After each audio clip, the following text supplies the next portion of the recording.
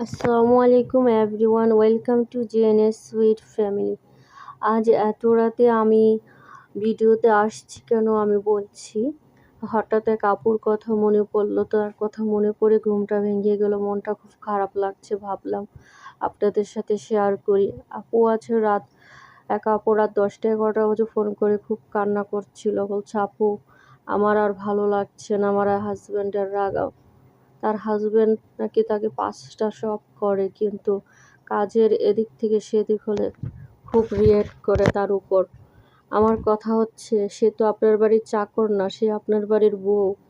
তার একটু মন চাইতেই পারে যে এখন সে কাজ করবে না, একটু রিল্যাক্স করবে, আরাম করবে, পরে কাজ করবে।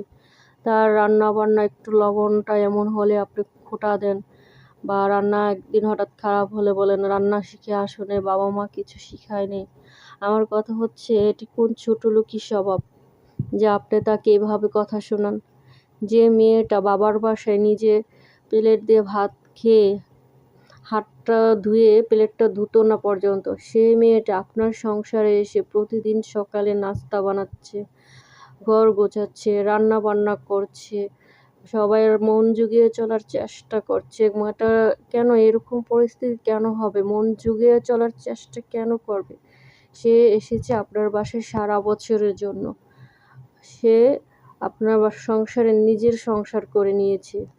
এখানে মন জুগিয়ে চলার প্রশ্ন আসছে কোথা থেকে? বরং দুজন মিলে হ্যাপি থাকবেন, যে উনি আপনার জন্য কষ্ট করে রান্না করছে, আপনার সন্তানের জন্য কষ্ট করে রান্না করছে, আপনার পরিবারের জন্য কষ্ট করে রান্না করছে, আপনার কাপড় চোপড়গুলো ধুচ্ছে, প্রতিদিন ঘরদোরগুলো গোছাচ্ছে। এই জন্য এক মহাযুদ্ধ।